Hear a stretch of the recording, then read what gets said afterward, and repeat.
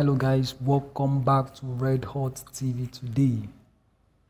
How Sowore blackmailed me and almost ruined the life of my family, Reno Omokri says.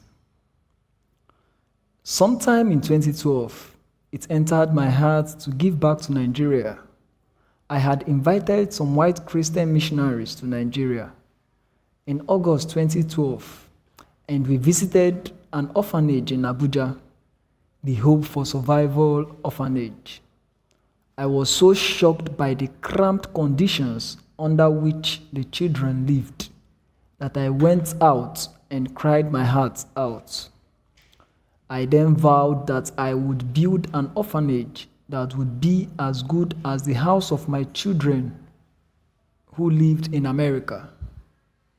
I started building it in December 2012.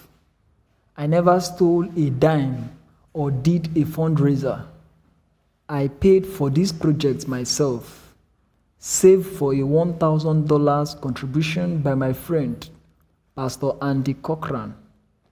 I was in government for 4 years as a presidential spokesman, and now I am perhaps the most vociferous critic of the President Buhari administration.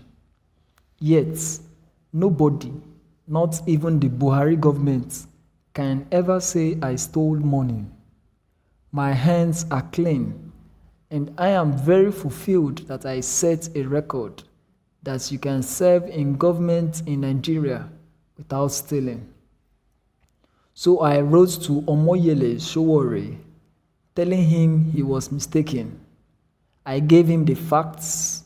I showed him logs from Aso Rock, where I worked, proving that on the date and time he alleged I was robbing a house, I was in my office.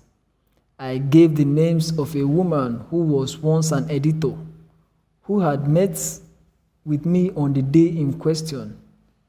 He ignored my mails, no response. The 2015 Nigerian presidential election was in 2 weeks, and the story made my boss, President Jonathan Goodluck, look bad, which was the actual intention of the story. Why would you write a story like that without even verifying whether it was true or not? Both Sowore and his organization had my contact details. Sowore has phoned me before. He knew how to reach me. How can you write such a damaging story without first reaching out to the person you are writing about? It goes against the ethics of responsible journalism, which say, hear both sides, and when in doubt, leave out. I quickly engaged a lawyer and sued the man Sahara reporters mentioned in their story as accusing me of armed robbery.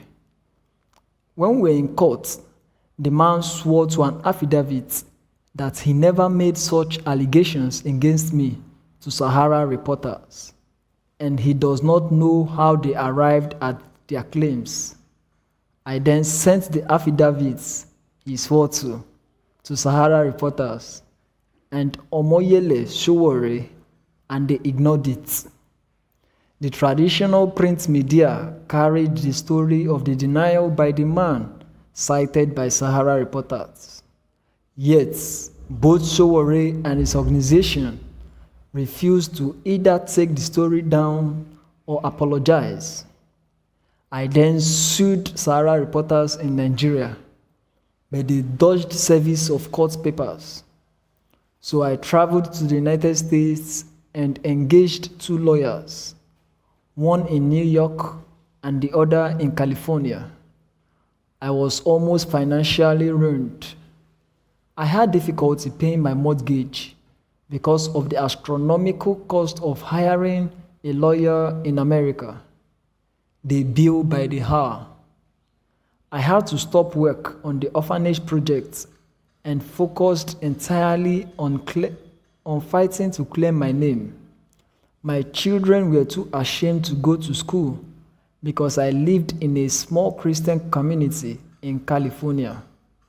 The people in our church had read the story, and I was the subject of malicious gossip.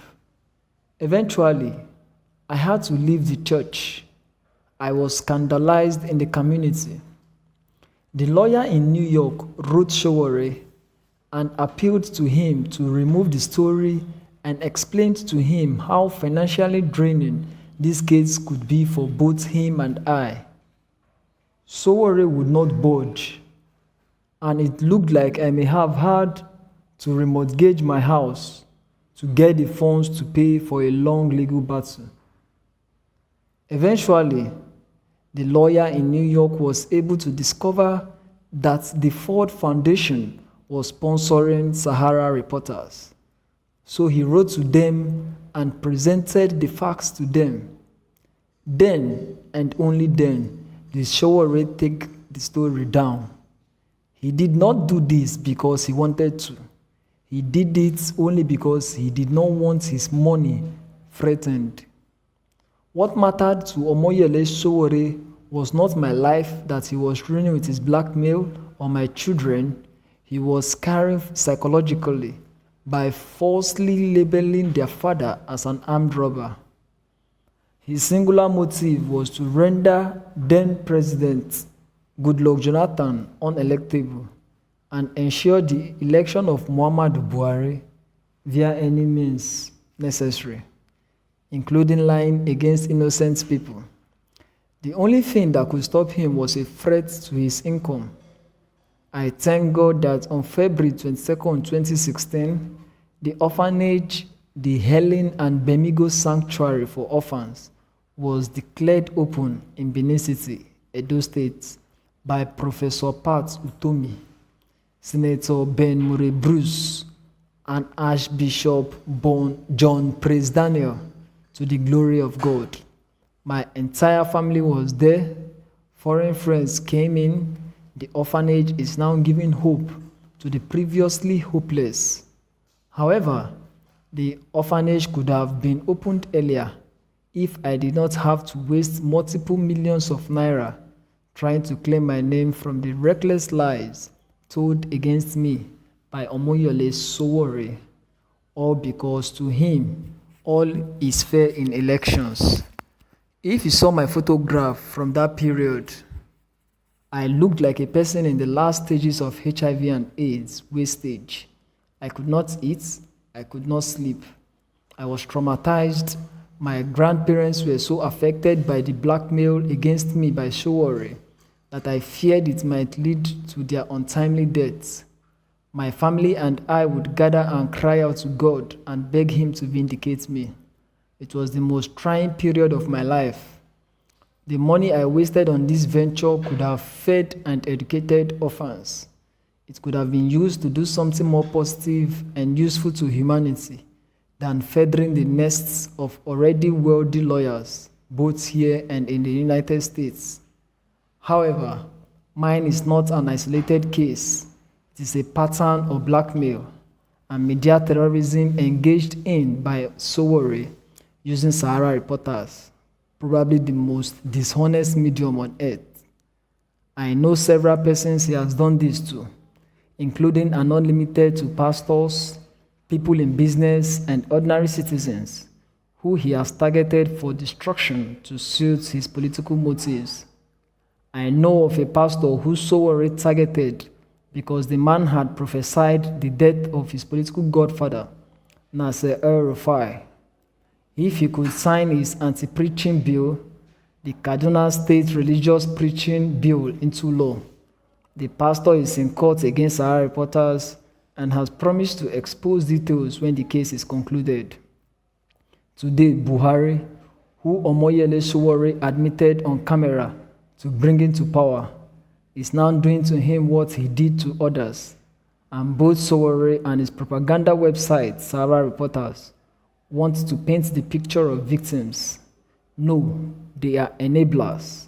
They brought Buhari to power, and as we all know, the first persons a dictator goes after are those who brought him to power. Sowore is a woman scorned. He expected to be given a role in Buhari's government, like Festus Keyamo. However, he forgot that when you sell your brother, even your buyer will not trust you. That is why it took less than 24 hours for Nnamdi Kanu to get bail, because he's genuinely fighting for his people. However, it took months for Sowore to get bail, and he still did not make it.